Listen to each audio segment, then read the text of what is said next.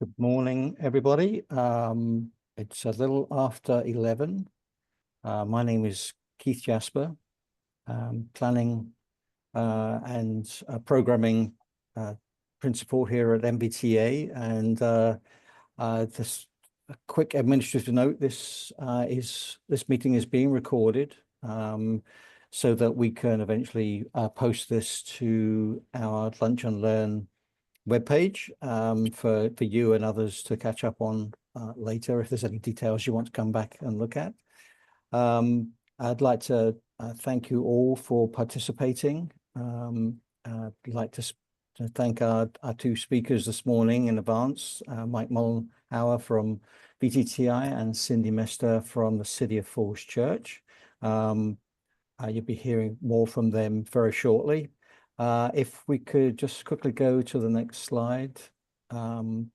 These Lunch and Learn sessions that we organize are things that have been initiated by some work we've done over the last few years. Our Transportation Technology Strategic Plan was first approved in May of 2021 with 8 strategies for transportation technology in Northern Virginia. That was updated in November of 2022 with an additional strategy added. And then in May of this year, we didn't add any more strategies, but we did do some cleanups on the document. So what we're trying to do through these Lunch and Learns is part of the action plan that was in our Transportation Technology Strategic Plan, which is to inform ourselves and inform folks in the region about the happenings with transportation technology that's happening now or could lead to actionable innovations in the not too distant future. The session's going to be about 45 minutes long. If we run a little bit longer, we understand people will have to drop off. Both our speakers have said that they will be available to go a little bit longer than 45 minutes. And we appreciate that very much. So let me hand over now to our moderator for this morning, Griffin Frank. Awesome. Thanks, Keith. What we like to do with these Lunch and Learns is start off with a quick survey. So let's get that going if I can find it.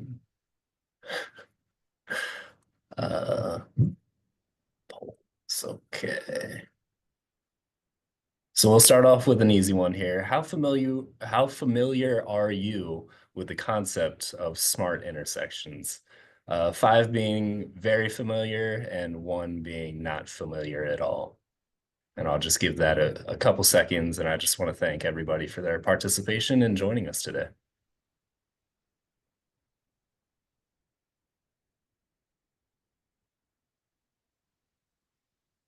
Looks like we got some stabilization here. I'll end this poll and share the results. We've got a good mix, mostly somewhat familiar, and you're in the right place. We're gonna learn a lot today, so looking forward to the presentation today. And I'll hand it off to Alyssa to introduce our speakers. Hi, everyone. My name is Alyssa Beyer. I'm very excited to introduce our speakers to you today. We have with us today Dr. Michael Mollenhauer and Ms. Mester. Dr. Mollenhauer is the director of the Center for Technology Implementation at the Virginia Tech Transportation Institute. He leads a team of researchers and software engineers that help customers conduct early-stage development and evaluation of connected, automated, and smart mobility systems. Mike is leading VTTI's effort to partner with communities in Northern Virginia, such as Alexandria, Fairfax County, and Falls Church, to develop and deploy the smart cities technologies, educate local workforce, and create experiential learning opportunities for Virginia Tech students. Ms. Mester currently serves as the City of Falls Church and the Community Affairs Director and has served in numerous positions during her tenure since 2005. Ms. Mester is responsible for community engagement, special projects, housing affordability collaboration, federal and state legislation, transportation technology, and regional transportation collaboration, as well as the pension plan administration. Ms. Mester is the city's lead in the partnership with Virginia Tech Transportation Institute for this Falls Church Smart City project. and is passionate about community building and local government's collaborative role. And with that, I'll go ahead and turn it over. Thank you so much.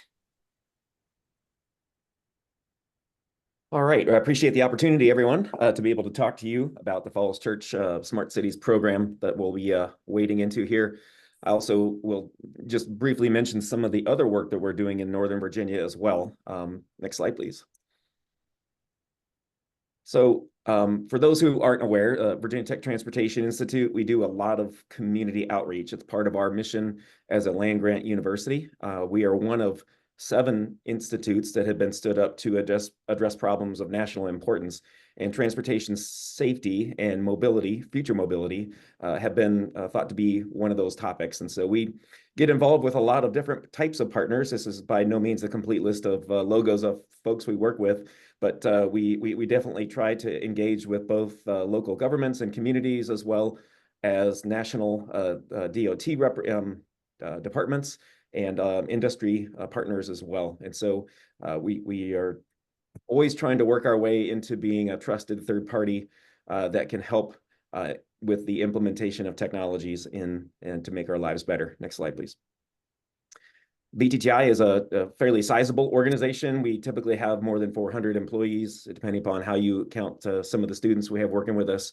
We do a little over $50 million now of research a year. And so, outreach has been identified as one of the places where we can have the biggest impact. And so we try to focus on that and make sure that we address our outreach activities as a stable partner, so that we're not coming and going with academic seasons and or with students that come and go as well. So we have a nice full-time staff of folks who are very much embedded in the transportation technology world that can help solve and identify and solve problems that we see in communities. Next slide, please. The division that I lead is really about doing that outreach. So we're trying to support folks who want to implement technology for the first time, oftentimes in their environments. And so that starts oftentimes with, number one, helping to identify what the problems are that we're trying to solve, but also to conduct, off-the-shelf product evaluations. We find that with a lot of these new technologies that there are claims of performance that are sometimes not there or not there consistently. And so we try to identify where those are. Oftentimes there's also technology gaps. So a technology might solve one specific problem, but it could, with a little bit of additional custom development, be used for a variety of different purposes or tied into, let's say, a community's overall systems, so that they're more performant and easier to maintain and provide the maximum benefit. We also help with things like policy development, and we can do public outreach as well to educate folks about how these technologies work. And we make broader deployment recommendations. So once we find out how things are functioning, how they can be tied into the local systems, we can help scope out how a broader rollout might work. But we're oftentimes, focused on smart cities technologies, and that's a wide variety of things. We can talk to you, I guess, a little bit later in the presentation about what things we're touching on with the communities we've worked with thus far. But we also do a lot of work in automated vehicle development, connected vehicle development, and we like to think of ourselves as being, a team of folks who can work hand in hand with the local workforce to help both educate them, but also augment them and provide additional horsepower where it might be needed. Next slide, please. In terms of looking at some of the other work we've done in Northern Virginia, we've supported the Virginia DOT for almost 15 years now in the development of a Northern Virginia connected vehicle test bed. So we have deployed connected vehicle technology, both DSRC and cellular V2X radios that are along the roadways. And we have tested a variety of different applications that can, prove both safety benefits, but also mobility benefits as well, helping to maybe relieve congestion and so forth. So we have those integrated into the intersections themselves so that we can broadcast what's called signal phasing and timing and map data. Our challenge right now is that, we don't have enough connected vehicles out there in the world deployed to be able to listen to those applications, but we continue to help educate and prepare VDOT for when those vehicles will be available. And we've learned a lot through that process, and we'll continue to help be a driving force when those vehicles are available. Next slide, please. We have also supported other communities. So Fairfax County, we worked with Dominion Energy, Fairfax County, and a variety of other partners in the area to support the relay. This was an automated shuttle deployment that ran between the Dunn-Loring Metro and the Mosaic District. We had the mission of supporting the safety analysis of this while it was ongoing. So we put our own video and data collection systems on board and looked at a lot of different video that was being collected when events occurred. I guess those were interactions with other vehicles or pedestrians or things that might be deemed unsafe. And so we provided a lot of feedback both to the developer of the technology, but also the community to understand how that was working and how we could move forward with that. So it was great to be a partner involved in that project, and we continue to look for opportunities to do something similar with other communities in the area. Next slide, please. We also have been I guess, fortunate to have received some funding to establish what we are going to call the Smart Mobility Lab, and that's working with the city of Alexandria, but also engaging folks that are coming along in our InNoVAtion campus right there in Alexandria as well. And so there's a number of different activities here. One is we're going to be working hand in hand, again, with the Alexandria workforce to both evaluate and deploy technologies. We're also going to be engaging this InNoVAtion campus student and faculty folks so that they can get involved and have experiential learning opportunities where they can get hands-on with actual data from systems that have been deployed in the area. And we have these Smart Mobility Lab projects, so there'll be things like workshops that we conduct where we have technology providers come in and share their solutions with the team, but also where we go looking for what are the challenges in the community that we might be able to solve with technology. So we'll be having readout on that as well and supporting the community in their identification of solutions in the future. We also have a data exchange that will be effectively firewalled off from the city's main operating systems, but we'll be able to have real-time or near real-time data that can be operated on so that you can do things like develop AI models or other solutions that pull together data that wouldn't necessarily be available in the same place and time on a common platform. So we're looking forward to seeing what advantages we can bring by pulling all those pieces together. Next slide, please. And now I'm going to have Cindy Mester talk to us a little bit about the Falls Church Smart City Grant and how this all came about. Cindy? Thanks, Mike, and thanks everyone for joining us. Yeah, I want to set the stage a little bit on the West Falls Church redevelopment that's part of our Falls Church Smart City project. And then, of course, Mike will get into a lot of more of the exciting technology. For the City of Falls Church, this is really important as part of our overall regional connectivity concepts. So to put that in some context before the specific grant, as our NVTA partners know, we have a lot of grants that are helping in the City of Falls Church with that regional connectivity. At the West Falls Church project, we actually have a $15 million grant that's helping with the infrastructure and the bus routes and the connectivity of the west end of the city to the West Falls Church Metro. Literally across that large intersection, which VDOT, this is Route 7 and Haycock, for those that know that part of the City of Falls Church or the part of Fairfax County. VDOT had identified that as one of the most dangerous intersections. So this work with Smart City and the NVTA grants were really important to improve that safety, as well as congestion mitigation and movement, multimodal movement. So literally across the street, we have another NVTA grant that's helping to improve that safety of the intersection, pedestrian access, and tying into the WNOD trail.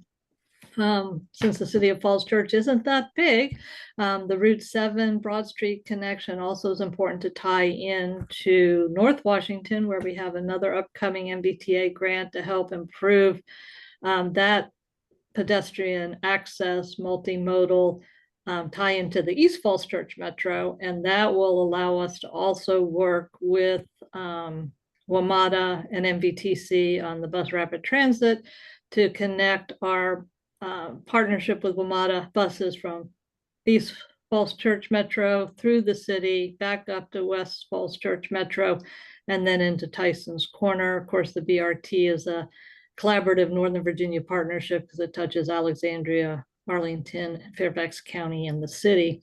And the final sort of regional grant partnership that I wanted to highlight is also another MBTA one, which is our transit signal prioritization piece. And that TSP effort will also tie directly into what we're now to talk more detail about in a minute on the Smart City in Falls Church, because it will tie into these smart intersections. Specific to this grant, it was a $10 million state grant, and it came about in FY21, and it's written as a partnership with the City of Falls Church and Virginia Tech, in particular VTTI. And Mike will go into a lot more details of the components, but what I wanted to highlight first is sort of, as a local government, how did we get from the money to, in August, when we unveiled our first new smart traffic control box, which took about 3 years. So a lot of the issue was on the funding source, because initially we asked for state money.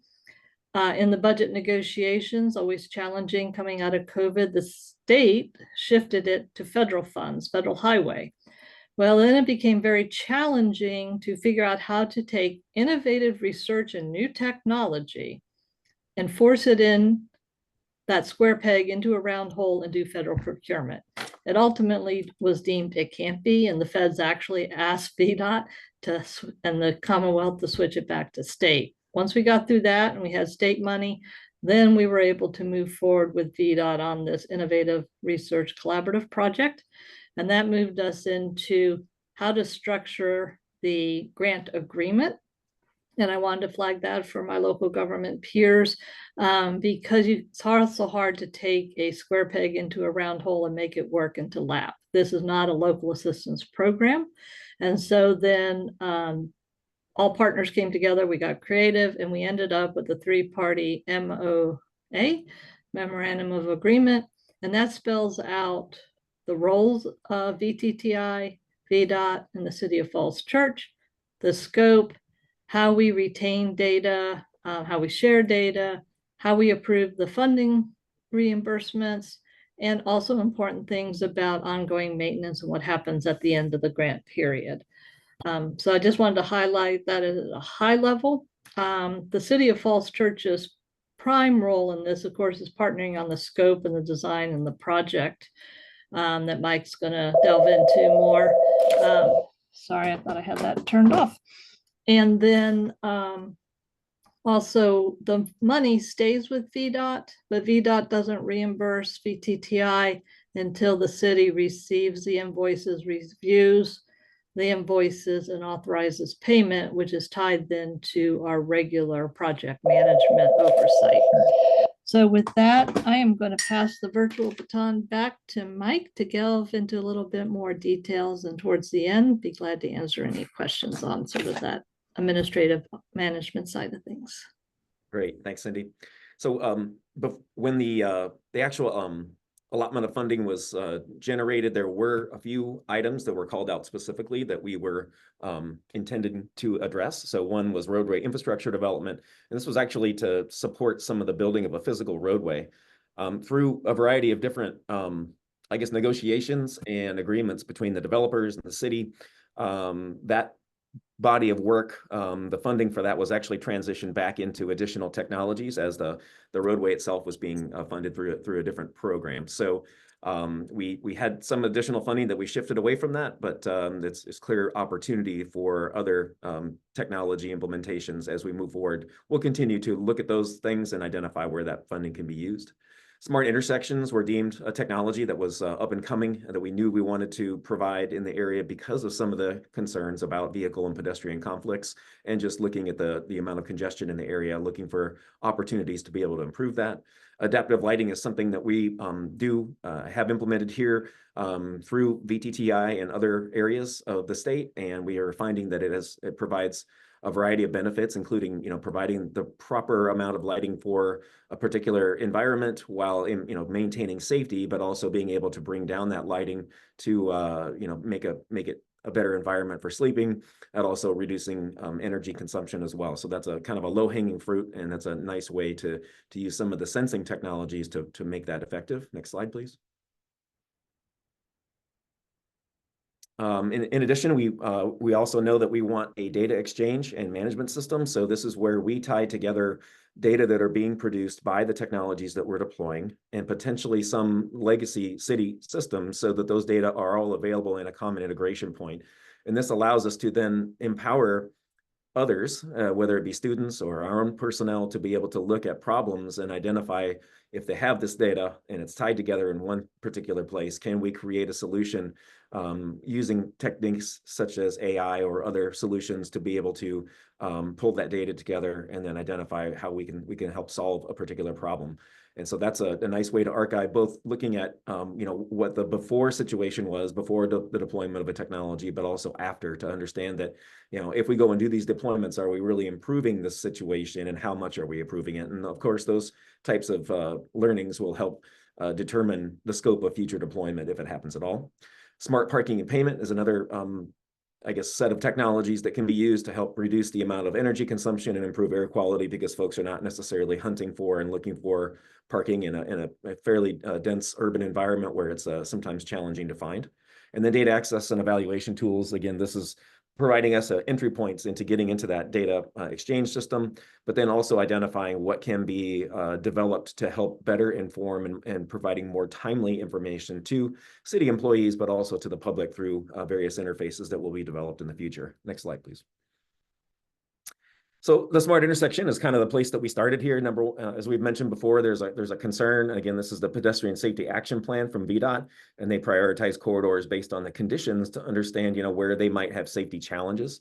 There is a community concern. A lot of bicyclists, a lot of pedestrian activity in Falls Church, which is one of the reasons that's a great place to live, but it also opens up the opportunity for vehicular conflict. And so we know that we have some of those along this Broad Street or Route 7. And so that's an area where we wanted to focus. And there's also a fair amount of traffic congestion there and some intersection timing concerns that might be alleviated through the smart intersection technology. Next slide. So we developed a kind of a small statement of work and work plan to submit to the city, looking at the intersection technologies that exist there today. What is the IT situation with the city, and can they support some of these technical developments and the things that we want to add? And then also looking at how do you manage all these technologies once they are deployed in the field to make that easy and seamless. But then also, how are we going to analyze whether or not we're, again, having a positive benefit as opposed to a negative one? Next slide, please. So we set about going and doing an inventory of existing traffic signals and supporting technologies. We did, a look at the end-to-end traffic signal system, how it connects to neighboring jurisdictions as well, and what could be done to help, coordinate between the organizations. And then we also, set our own operational goals for the system about how it was going to work, or can we deploy these smart technologies to make them easier and better for the public that's using and interacting with them. And then we also looked at innovative traffic signal system solutions that might be able to look at or solve some of these problems that we are seeing. And then we, of course, presented all these solutions back to Falls Church. We're kind of the doers out there, but the decision-making needs to remain with the city about how they're going to deploy things. So we did our best to inform them as part of that process. Next slide, please. And of course, the findings having gone through that work, is that the existing signals that were there were somewhat antiquated. They could not support some of the, current connected vehicle standards that are being deployed. And even if they did support some of them, they couldn't support all of them. And really, again, modernizing that traffic signal system was going to be a #1 goal. We also looked at the cabinets. Of course, there's additional space, cooling requirements, power requirements when you would deploy some of these additional technologies that you can't just take for granted that will be there. And so we had to look at upgrading those cabinets into something that really could support an expanded set of deployment, but also all the additional boxes and technologies that come along with that. And then also the centralized management system. There were gaps in terms of the ability to communicate with some of the intersections themselves, but also the capability just wasn't there to be able to support the modern solutions. And of course, we also looked at the data center, and we had some upgrades that we prescribed for that as well. Next slide, please.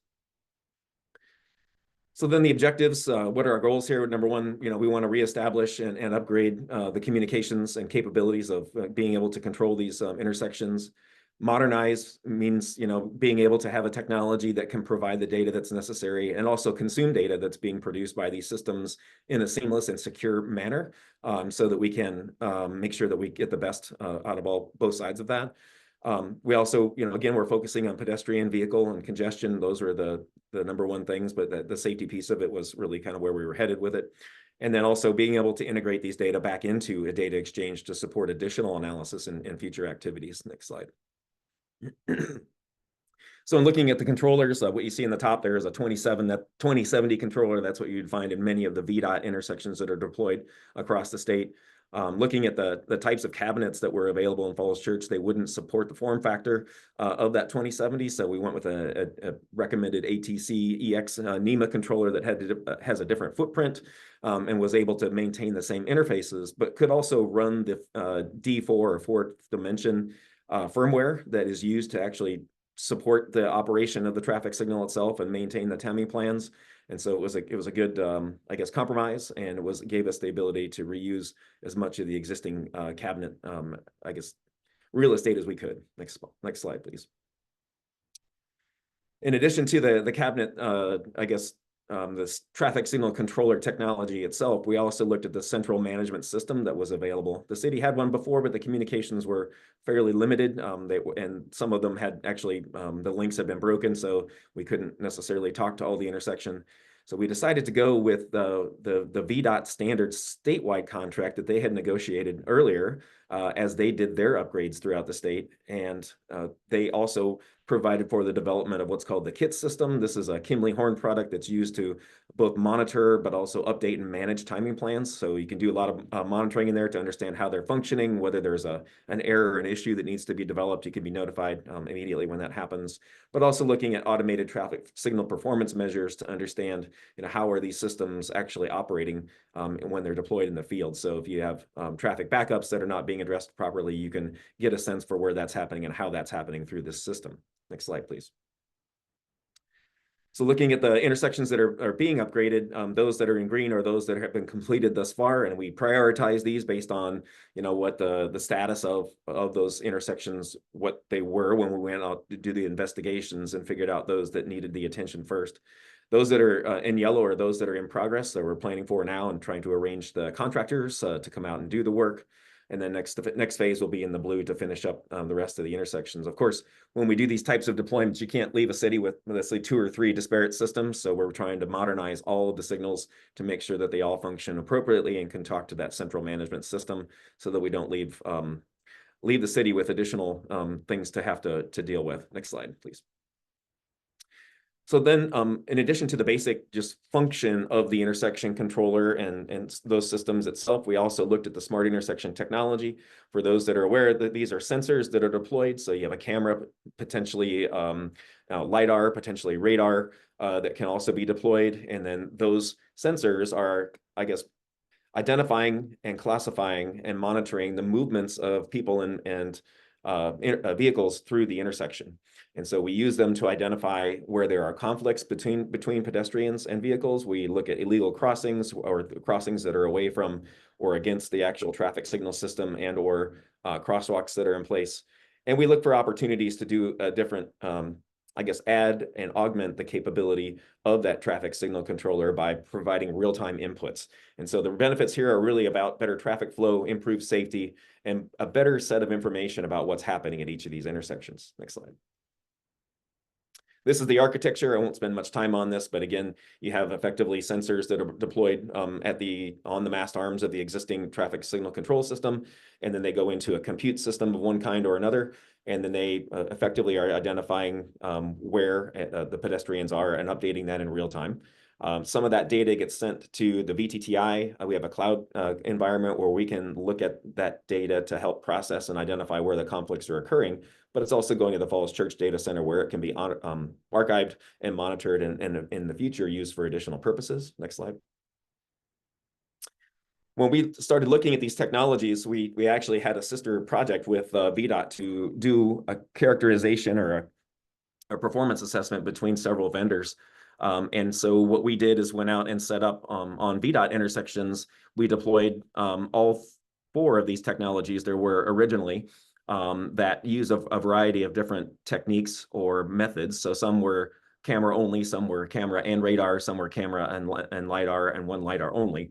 And we went out and set them up and ran and have been collecting data for over 6 months.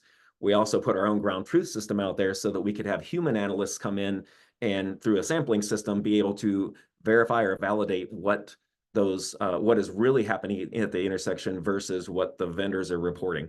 And so looking at basic things like traffic counts that they're seeing at the intersection at a given time, you're seeing some of the performance of the technology relative to the ground truth system. And there is quite a wide range of performance variance between the different vendors. All these vendors will tell you that they're 100% and that the systems work great all the time, but there are, as we see, challenges with some of them and consistent challenges where maybe we have over-reporting in some cases, under-reporting in others, and they are affected by other things such as weather and environmental conditions as well. So I think the message here is that it's important to really understand how these technologies will perform once they're deployed in the actual operational environment. Next slide, please. Also looking at pedestrian, again, the prior slide was for vehicle counts, but this is for pedestrian counts as well. So a fair amount of variance between what is being reported by the technologies and what's actually happening. Now, these variances don't necessarily mean that the technology is not useful. It just means that you have to take them into account when you think about how to apply the technology. Next slide, please. Again, as I mentioned before, weather also has a significant effect. So clear day performance with many of the vendors was much better than the rainy performance, but we also continue to see variance, in I guess the common or the direction that we saw it in good weather as well. Next slide, please. Other data that we're able to collect now that can be useful for us in the future when we're looking at just things like basic traffic congestion. So these are some metrics looking at the travel times going through along Broad Street through a variety of intersections. We are just starting to really dive into the power and the value of this right now, and we will be again sharing this with the city. But as we do additional upgrades and modernization, we want to take a look at these historical norms for what the travel times were, and then also what it is currently reporting, what it is today. So it's really nice to be able to have these data sets to be able to make those evaluations to understand whether we're doing good or doing harm to the overall system. Next slide, please. Here's some examples of the safety event detection that we can get from these solutions. So I'll go ahead and have you play the first one. These are some near miss events that occurred with VRUs. So there's a scooter rider that's, I guess, going out onto a street and then effectively it's looking at post encroachment time. So they're both in the same place in the same time. Next slide, please. And we can identify where that happens. We can also do things like pick up wrong way driving. So here's a scenario where we have a large median that's in this 4-lane roadway system that folks are kind of either getting accidentally caught behind or maybe are actually intentionally going down the road in a particular area to avoid having to make a longer U-turn, kind of a route to get to where they want to go. Next video, please. Is another example of the wrong way driving. Somebody turned out onto the road, I guess, where they were caught by the median and then had to work their way back into traffic in a different way. Next slide, please. I believe there's an example of a bicyclist who was on a collision path with a vehicle that turned away shortly. So I think that the challenge here is not necessarily, obviously we want to count and identify what these things are, but then we need to come up with reasonable countermeasures. So what would that look like? It could look like signage. It could look like the modification of a timing plan. It could be adding a crosswalk where one did not exist before, or other pedestrian islands and things like that might help alleviate some of these issues. Next slide, please.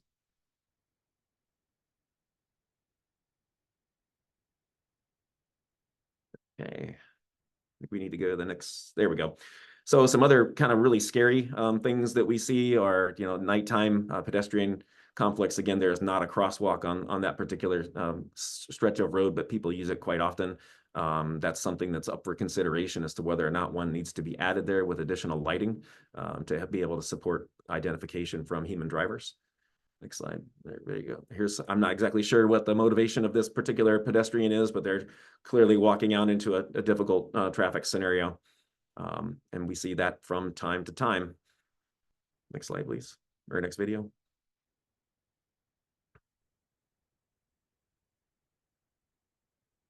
can also identify crashes. Several have occurred at the intersections where we're deployed, where we have an individual for whatever reason decided to proceed and into a left turning traffic. Ideally, those can all be, through smart solutions, we could automatically identify when those conflicts occur, automatically get the emergency management folks on their way to be able to handle those things in a faster and more, I guess, efficient manner. But also being able to look at, informing the public potentially that there is a crash at this particular area so that that could be avoided as well. Next slide, please. All right, so one of the other elements that we have really kind of started to look into and we're starting to support is the adaptive lighting piece of things of the project. Again, this, for those not familiar, this is sensor-driven dimming of the light. So ultimately, when there's not very much activity at a location, you can lower the lighting level. And since there's not activity, you're not necessarily having a negative impact on safety. But when there are more pedestrians or more vehicle traffic, you can bring up the lighting to be able to help preserve that. It's really about optimizing for what is the safest and best for our human health. We are working with both the City of Falls Church and Dominion Energy to gain access to the lighting and be able to put these technologies on and control them. And we have those agreements underway now. And now we're looking at the individual locations and trying to figure out where we can provide the most benefit by deploying this technology. So that is underway right now. We've identified, and we're in the process of testing and doing final test and integration of the technologies to really make sure that we can control them and monitor how they're responding at any given time. And this is really important in Falls Church, especially looking at things like bus stops, intersections where pedestrians are gathering, and also other public common areas to make sure that we have adequate lighting to be able to preserve safety and look after the public interest there. Again, the benefits are reduction in energy consumption, reduction in the amount of lighting maintenance, improving maintenance response times, but also looking at special kinds of events. We can bring up the lighting to look at improved emergency response performance, or if you have a public event, making sure that you have the right amount of light there, but also reduction in sky glow and the environmental impacts that we have as we light up our communities. Next slide, please. Here's what the sensors look like for those, again, unfamiliar. This is the top of on the picture at the bottom right is the top of a luminaire, and they have what's called a 7-pin NEMA connector in the top, where you can attach different sensor suites that might come from a third-party vendor. And so they can have cameras, they can have radar or other systems that are detecting movement. They can also have microphones to detect noise, things like gunshots, skidding tires, or just even basic activity level. There's a variety of these that we're testing out both here at VTTI and our own grounds, but also looking at where we're going to deploy them in Falls Church. You see some of the locations marked in blue on the map in the upper right. Those are high need areas where we want to be able to control this lighting and make sure we have the most impact. Next slide. Some of our next steps with the overall program, the data exchange is a piece that we're working on. We've been developing an architecture for that and have that underway. We are upgrading some of the IT equipment for the city to make sure that they can handle the amount of volume and processing that's required to handle that. And we're establishing and assessing goals. And so what does the city want to get from the system in terms of a dashboard? What do they want to look at for statistics? And how do they want to be notified when certain things occur? But also, monitoring those basic capabilities and creating dashboards, potentially for the public, potentially for city employees, for different use cases. The data access and evaluation tools will make that, I guess, that's where we'll turn that into practice and make those data more available to everyone. And then the smart parking component, we're looking at where we can provide sensors to do proper counts and how we can, I guess, align the different solutions that are available in the area, so you're not having to necessarily look at 2 or 3, 4 different kinds of parking solutions, depending upon where you're at in the city. So those are things to come, and we'll hopefully be able to come back and talk to you more about those once we have information about how those deployments are going and what we have learned through this process. Next slide. I think that's what we had to talk to you about today. There's, I guess, the website for the Falls Church Smart City program that details many of these activities as the URL on the bottom. And then also we have our VTTI, Division of Technology Implementation website that's there, and my contact information is on there as well. So thank you all for your attention.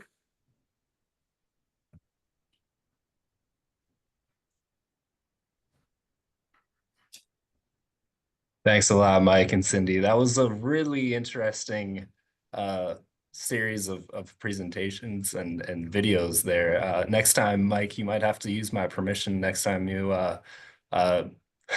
use my pedestrian crossing video. That was me. No, I'm just kidding. I'm just kidding. Yeah, okay. But before we go into the moderated QA, we just have a quick poll question for you. Let's see. That question is, which of the following are you most looking forward to in regards to smart intersections? That's improved bike and pedestrian safety, congestion reduction, emission reduction, bus priority, or other. And you can use the chat to fill in your response if you do choose other.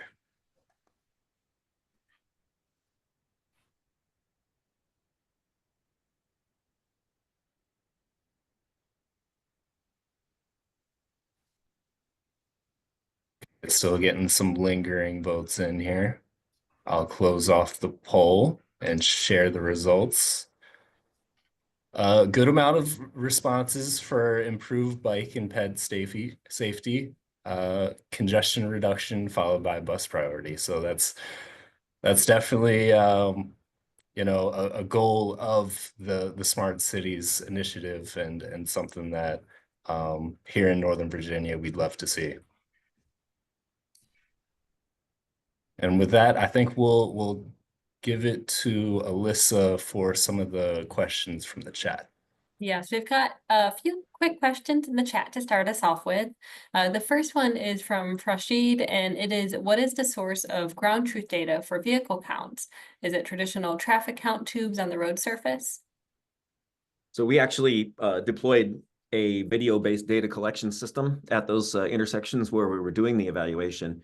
And we have a team of human analysts here who are, I guess, trained up and used to doing things such as naturalistic data collection analysis. So they'll look at the video and do a manual count in many of those cases. And so we don't do that for every minute of video, but we do sample, and that's how we represent what that ground truth is. And we try to balance it out between, of course, the environmental conditions, things like night and day, various different weather conditions, snow, no snow, fog, no fog, rain, and things like that. Thank you. We also have a question regarding where the videos that you showed were taken. Were they from the Alexandria project or something else? Now, these were, as I mentioned, we have a project with the Virginia Transportation Research Council, VTRC, which is the research arm of VDOT. They funded us to do a first level evaluation of these technologies, and they were at US 29 and Nutley, and then also US 50 and Nutley. So a couple of intersections there. I guess that's Merrifield, I think. Yeah, where they're located. And then one more question right now as people get their fingers warmed up. And that's from Vikram Sinha. And it is, are those videos subject to public information requests? So because that is part of a research project, they would not be kind of FOIable, if you will. In the long run, if video are stored, right, as part of the normal operating systems, then I believe that they would be. So that's a policy related issue that we'll need to work out as to, number one, do you save the video? It's not required with these technologies. We think you can get some value from having it available, but that's a question that we'll need to answer in concert with the city and looking at their existing policies, but also how some of these new technologies might affect policy moving forward. And if I could just add quickly, that's a really important piece. So I'll flag that that's one of the things Mike had on our next step slide is sort of that governance piece. We got to think about what do our staff at the city have versus what VTTI has for research, and then what do we need so that we can adjust phasing and timing of our systems, but not have privacy data, which is a community concern, or data that could be FOIable that may cause more concerns than helpful. So we are going to convene. I think we're working to schedule in 2 weeks actually. So the question's timely to start this conversation on what are the policies and the governance around Virginia Freedom of Information Act. That is very timely. I will note right now that it is 11:45. If anybody needs to drop off, then feel free to do so. However, we'll continue going for just a little bit here to ask some more questions. And this will be posted on our YouTube page as well, if you missed something at the end and you want to come back and see it later. So from NVTA's own Amanda Sink, kind of also talking about those videos and how they are shared, but are they being shared right now with any agencies to help distribute educational and outreach initiatives on driving and pedestrian behaviors? Currently, they are not. As I mentioned, they are part of a research project, and we haven't looked at, you know, what the additional uses of things like that might be. And of course, the conversations that we'll start here shortly about data governments and policies around that will dictate what those other opportunities might be. I fully agree that there might be some significant value in being able to show what the impact of some of these behaviors are to folks, but you know, I think we need to really think through what all the implications are of managing and handling that video will be. Thank you. We also have one from Shri, and it is, how do you plan for the fast evolving technologies so the investments now will not become obsolete within a few years? Yeah, it's always a challenge. And I think, you know, with fast moving, especially connected and automated types of technologies or these sensing systems at the intersection, you know, I think number one, you want to set an initial goal, right, that is valuable in and of itself, so that if we select a technology, it's not because we think it might be good in a little while and we think it might be, you know, useful to solve a problem sometime in the future. I think we need to really make those decisions based on what it can do today. And that's why we go through the process of doing these test projects to evaluate how they're performing, so that we can make recommendations and saying, okay, this technology was reasonable, but it's not quite there yet because it doesn't function in weather, right? So I can't necessarily rely on it to give me the answers I need in real time. So I think looking at things like standards, looking at things like, you know, the industry itself, some of the companies that have been established to develop these technologies, a few of them may have come and gone in the amount of time that we were doing the evaluations. So that you need to be careful to understand that the, you know, who you're working with does have a future, and they have a, you know, I guess the resources that they're going to need to move forward as well. So it is a recognized challenge, though. I appreciate the comment. And as a locality, we need to do innovation research, because that's the purpose and goal of this, but we're also modernizing our intersection and lighting. So we need to be out of the box, but not too far out of the box so that we can't maintain it in the future. So the research that VTTI is doing is critical. That ties in as well to what you were saying about making sure that you can blend what you had previously with what we're looking forward to in the future. And it's also important to maintenance, right? Because obviously at the end of this, the city is going to be maintaining these intersections, lighting and/or Dominion lighting. So we need to be able to maintain it. The reality is we need to be maintaining these infrastructure now. And for many of our localities, we're not. Or as you can see, Mike's presentations, that our stuff was already end of life and we weren't having synchronization and good clocks. So we needed to do this investment. So we just also need to plan ahead. But also as part of the VTTI work, we're looking at what's the maintenance contract we can pay for up front. We're bringing in Verizon for that connectivity. So what kind of 3 or 5 year maintenance contract can we get that we're paying for it up front, so that we can plan for and budget for the future? That is a great point. And I think it ties into one of the questions that we had received from the RSVPs to this event. Griffin, could I turn it over to you? Sure, we have a couple questions here. I think Cindy would be best to answer this first one. What are the most practical steps for local governments to implement smart intersection technologies efficiently, considering budget constraints and the need for minimal disruption to current infrastructure? It's a great question, and it's actually part of this process that we've been living and breathing. So when we get done with it, we can be a better best practice and lessons learned for everyone.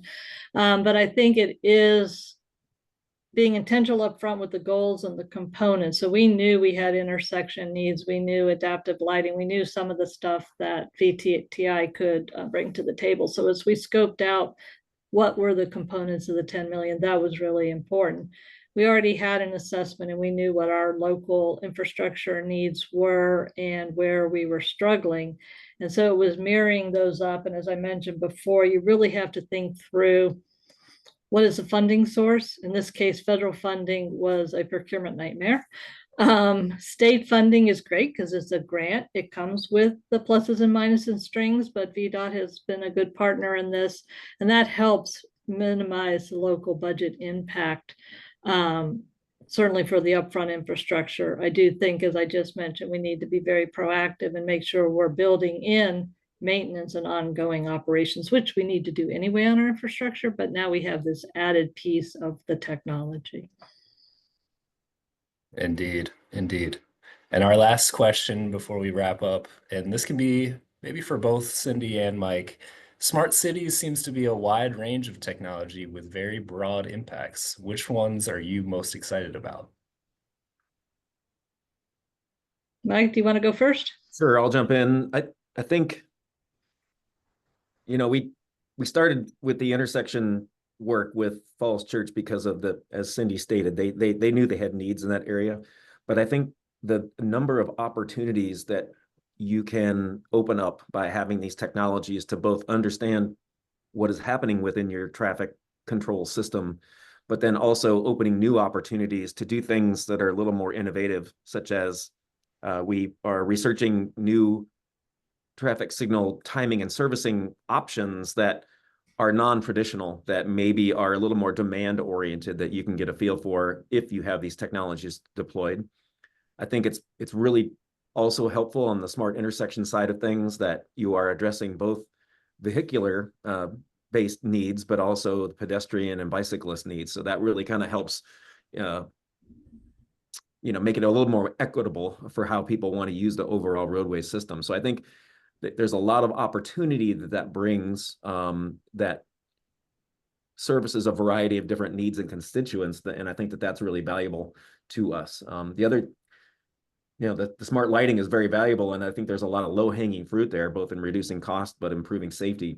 But it's maybe a little more limited in its overall, capability and how it can, be applied. So I find the smart intersection technology very useful. I think it'll enable things like connected and automated vehicles and make them better in the future, and also will help improve safety. So that's kind of where I stand on it. But I'll let Cindy talk about what she thinks. I would definitely +1 with that. We are definitely pleased for our infrastructure, but if we're talking about getting excited, I think it's the ability to really focus on pedestrians and bikes and those other modes as a priority, which is a focus of our council. That yes, we want to have our vehicles. We need people coming to visit us from all of you all here, but we really want to prioritize the pedestrians. We need smart intersections to do that and to have the data. The lighting gets us excited because as a small local government, and many of you all have probably experienced this, you get complaints about light shining in people's bedrooms. So to be able to have safety but adapt is pretty important. And then I have to say, I'm really excited about where we might be able to use the smart parking going forward, because that is a community challenge we have, that you can't just park once and go someplace else without a private property owner towing. But yeah, we have some dispersed public parking out there and new economic development. How can we bring that together? So a few of my thoughts. Yeah, I think it makes perfect sense, and it's really crucial. I think the location of Falls Church, just in itself being right in the middle, some would say, of Northern Virginia, and just folks passing southbound, eastbound, northbound, every direction. A lot of people are passing through that area, and to have that added safety implications is very important to the future as the population grows here in Northern Virginia. I'd really like to thank you guys for presenting today. It's been really informational. To respect everyone's time, I'll just give some insights on the next Lunch and Learn, which is next month, December 5th, same time, same place. We have not confirmed the topic at this point, but that information will be soon coming out, and we will distribute that information in the next DBI newsletter, which you will be able to sign up for using this QR code, as well as get in touch with us on our various platforms. And if you have any questions, feel free to reach out to me. My name is Griffin Frank, and I will see you at the next one. Thanks, and have a great day. Thanks all. So- Been fun.